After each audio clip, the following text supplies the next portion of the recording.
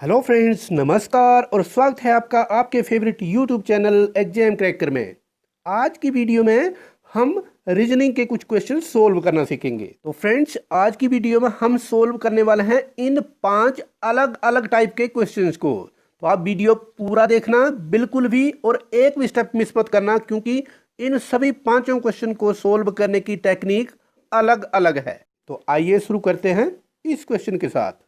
हमारा पहला क्वेश्चन है, यहाँ पर एक सर्कल दिया है और सर्कल में नंबर दिए हैं 8, 27, 64, 125, 216 एंड 343।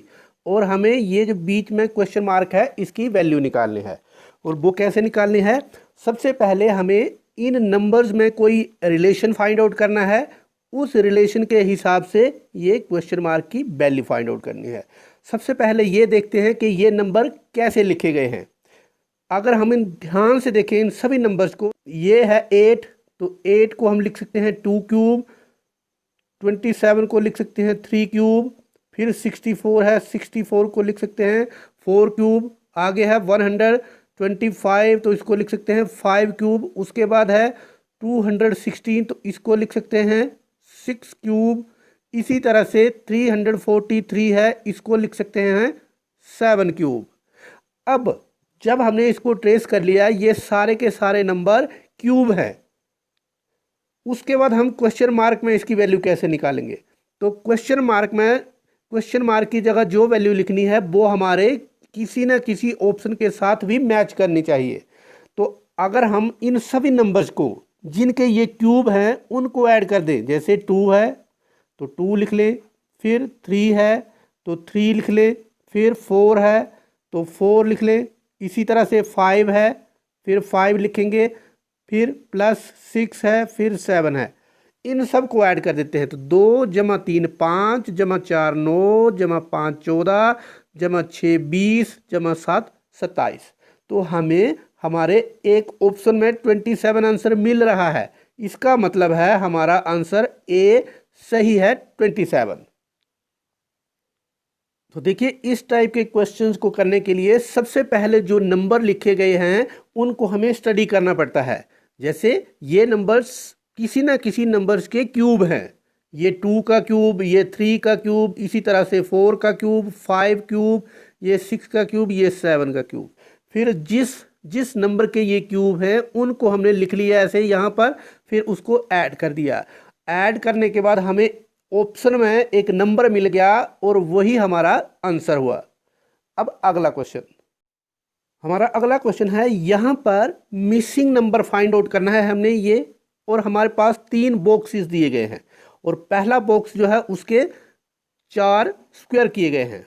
और पहले में नंबर है 1 2 3 3, दूसरे में 3 4 5 6, फिर 5 6 7 क्वेश्चन मार्क। तो हमें ये जो क्वेश्चन मार्क लिखा गया है इसकी वैल्यू निकालनी है। और वो कैसे निकलेगी? हमें सबसे पहले ये और ये वाला जो स्क्वायर है उसमें जो ये नंबर लिखे गए हैं वो पैटर्न फाइंड आउट करना है, और उसी पैटर्न से तीसरे वाला बॉक्स में जो क्वेश्चन मार्क आएगा वो फाइंड आउट करना है। देखिए, हमें क्या करना है, इन 3 नंबर से, ये 3 नंबर जो दिए हैं उससे ये नंबर मिलेगा, इसी तरह से इन 3 नंबर से ये नंबर मिलेगा, और उसी तरह से हमें जो क्वेश्चन मार्क है वो इन 3 नंबर से किसी न किसी तरह से फाइंड आउट करना है।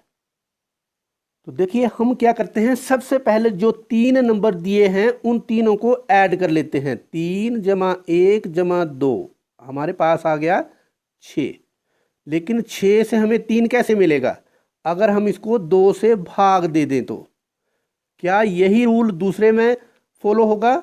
हम तीनों नंबर्स को ऐड कर लेते हैं। 5 जमा 3 जमा 4, तो 5 जमा 3 जमा 4 हो गया 12। 12 को फिर 2 से भाग दिया, हमें मिल गया 6। और ये देखिए 6। तो इसी तरह से तीसरे में भी, जो तीसरा बॉक्स है उसमें भी 7 जमा 5 जमा 6, 18 मिलेगा। 18 को 2 से भाग देंगे तो हमें मिलेगा 9, और हम यहाँ पर क्वेश्चन मार्क की जगह 9 लिखेंगे। और ये आंसर हमारे किसी न किसी ऑप्शन में भी मैच होना चाहिए। तो ऑप्शन नंबर 3 में ये मैच हो रहा है, और यही हमारा आंसर सही होगा। तो देखिए हमने क्या किया, जो नंबर दिए हुए हैं उनको लिखा, फिर किसी ना किसी तरह से, चाहे एडिशन से, चाहे मल्टीप्लिकेशन से, चाहे सब्ट्रैक्शन से, हमें ये जो चौथा नंबर है वो फाइंड आउट करना है। और वो दोनों बॉक्सेस में वही सेम रूल फॉलो होना चाहिए। अगर वो दोनों बॉक्सेस में है तो तीसरे बॉक्सेस में भी हम वही ट्राई करेंगे और रिजल्ट देखेंगे। रिजल्ट किसी ना किसी चारों ऑप्शन में से एक के साथ मैच करना चाहिए। हमारा अगला क्वेश्चन भी मिसिंग नंबर का है। यहां पर एक बॉक्स प्रॉब्लम है और बॉक्स प्रॉब्लम में पहली रो 5 6 12, दूसरी रो 4 3 4, तीसरी रो 2 3, फिर क्वेश्चन मार्क है और चौथी रो में है 18 27 96। देखिए हमने पैटर्न को स्टडी करना है। क्वेश्चन मार्क यहाँ पर बीच में है, अगर वो कोने में होता यहाँ पर या यहाँ पर तो हम रो वाइज चलते या कॉलम वाइज चलते, लेकिन अगर बीच में है तो हमें इसको पैटर्न को सबसे पहले समझना है। अब देखिए हमारे चौथी रो जो है उसमें नंबर कंपैरेटिवली बड़े हैं बाकी नंबर से। इसका मतलब ये हो सकता है कि इन तीन नंबर से मिलके ये चौथा नंबर बना होगा, इन तीन नंबर से मिलके ये चौथा नंबर बना होगा और इन तीन नंबर से मिलके ये चौथा नंबर बना होगा। तो देखते हैं, पहले कॉलम में 5 4 और 2 से 18 कैसे मिल सकता है। अगर हम 5 जमा 4 कर लें और फिर जो आंसर आएगा उसको 2 से गुणा कर दें तो 18 मिलेगा, हमें 18 चाहिए। इसी तरह से दूसरे कॉलम में 6 3 और 3 से हमें 27 कैसे मिलेगा। अगर हम पहले दो नंबर्स को जमा कर लें और फिर तीसरे नंबर के साथ गुणा कर लें तो 6 जमा 3 9 हो जाएगा, 9 गुणा 3 27 हो जाएगा। यही रूल हमने तीसरे कॉलम में फॉलो करना है। पहले दो नंबर्स को जमा करेंगे और फिर जो क्वेश्चन मार्क है उससे मल्टीप्लाई करना है और हमें आंसर चाहिए 96। तो देखिए यहाँ पर कितना आएगा, 12 जमा 4 16, 16 को क्वेश्चन मार्क के साथ मल्टीप्लाई किया 96 मिला। तो इसका मतलब है 96/16 और ये मिला हमें 6। तो क्वेश्चन मार्क की जगह हमें 6 लिखना पड़ेगा तभी हमें 96 मिलेगा। और ये ऑप्शन कौन सा है, ये ऑप्शन है हमारा ए, पहला ऑप्शन। तो देखिए हमने क्या किया, सबसे पहले जो कंपैरेटिवली रो वाइज या कॉलम वाइज बड़े बड़े नंबर लिखे हैं उनको हमने टारगेट किया। क्या वो नंबर 3 जो छोटे नंबर हैं उनसे मिलके बन सकते हैं, यहां पर भी और यहां पर भी। अगर ऐसा हमें मिल जाता है तो हमने यही रूल तीसरे कॉलम में भी अप्लाई करना है और वो हमें मिला। हमने क्या किया, पहले दो नंबर्स को ऐड कर लिया और तीसरे के साथ मल्टीप्लाई कर दिया, पहले कॉलम में भी और दूसरे कॉलम में भी। वही रूल हमने तीसरे में अप्लाई किया और आंसर फाइंड आउट कर लिया। और फ्रेंड्स अगला क्वेश्चन करने से पहले आपसे एक बात शेयर करना चाहता हूं कि अगर आप या आपका कोई साथी किसी कंपटीशन की तैयारी कर रहा है तो आपके लिए ये चैनल है जिसमें आप जीके, रीजनिंग और मैथ्स के वीडियो देख सकते हैं, जिससे आपको एग्जामिनेशन को क्रैक करने में बहुत हेल्प मिलेगी।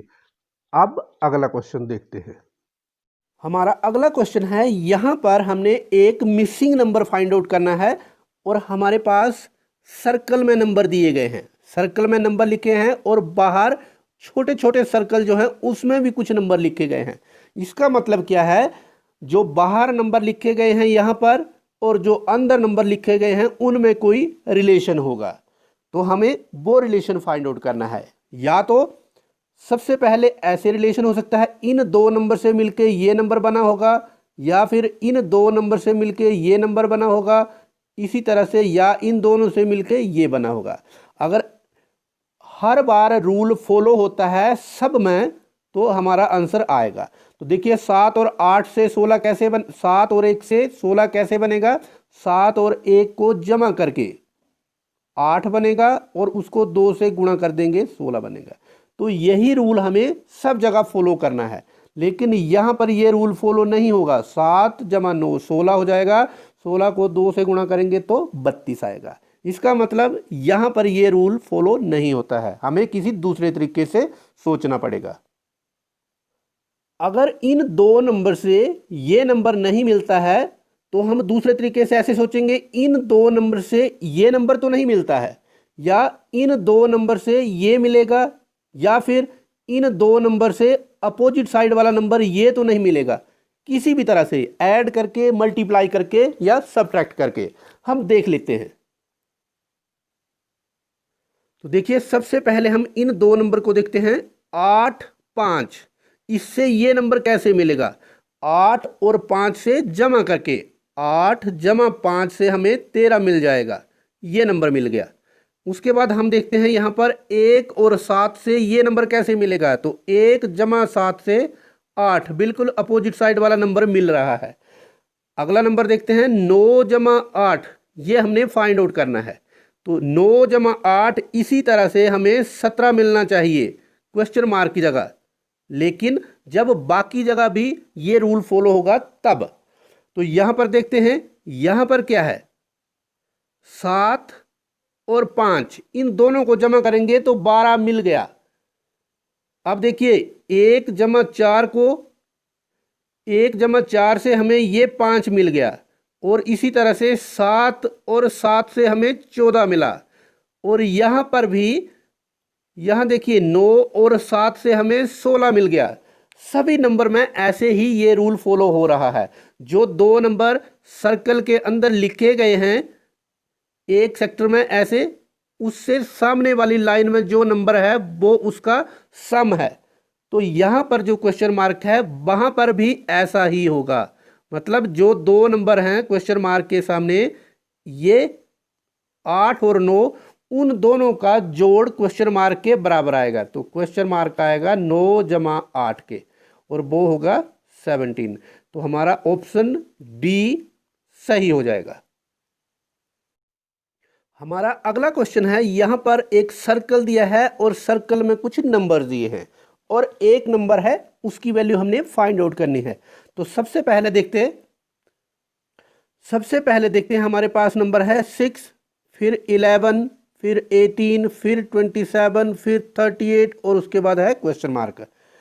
अब देखिए ये जो सारे के सारे नंबर लिखे गए होते हैं, ये किसी रूल से या किसी पैटर्न से ही लिखे गए हैं, और वो पैटर्न हमें फाइंड आउट करना है। तो देखिए सबसे पहले तो हम इन नंबर में डिफरेंस देखेंगे। 6 और 11 का डिफरेंस 5 है, 11 और 18 का डिफरेंस 7 है, फिर 18 और 27 का डिफरेंस 9 है, फिर 27 और 38 का डिफरेंस 11 है। तो देखिए डिफरेंस क्या आया, यहाँ पर 5, यहाँ पर 7, यहाँ पर 9, यहाँ पर 11, मतलब 5 7 9 11, दो बार हर बार इंक्रीमेंट है डिफरेंस में, तो अगली बार आना चाहिए 13। इसका मतलब 38 में हम अगर 13 जमा कर दें तो हमें मिलेगा 51, और वो ही क्वेश्चन मार्क की वैल्यू होगी। यहाँ पर देख लीजिए, इस क्वेश्चन को हम दूसरे तरीके से भी सोच सकते हैं।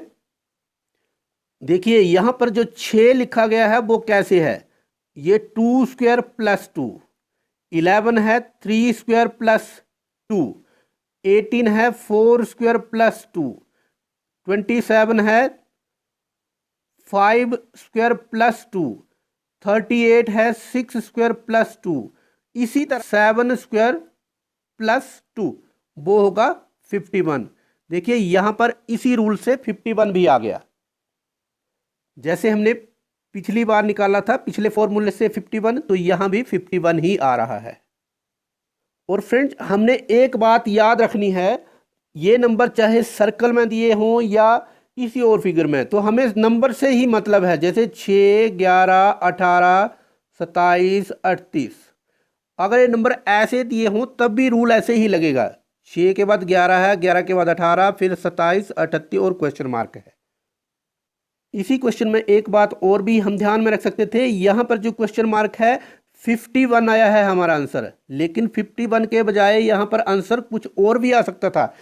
हमने देखिए 2 स्क्वायर प्लस 2 लिखा है, अगर हम 1 स्क्वायर प्लस 2 लिखते तो 3 आना था, लेकिन ये 3 हमारे किसी न किसी ऑप्शन में आंसर चाहिए था। इसी वजह से हमने ये ऑप्शन चूज नहीं किया है, क्योंकि नंबर 38 से बड़े हैं, इसलिए हमने 7 स्क्वायर प्लस 2 को आंसर चुना है। तो फ्रेंड्स अगर आपको ये वीडियो समझ आया हो और आपने पैटर्न सोल्व करना सीखा हो तो ये आपके लिए एक एक्सरसाइज है। आप इस क्वेश्चन को सोल्व करें और क्वेश्चन मार्क की वैल्यू इन 4 ऑप्शन में से एक फाइंड करके आंसर कमेंट बॉक्स में कमेंट करें।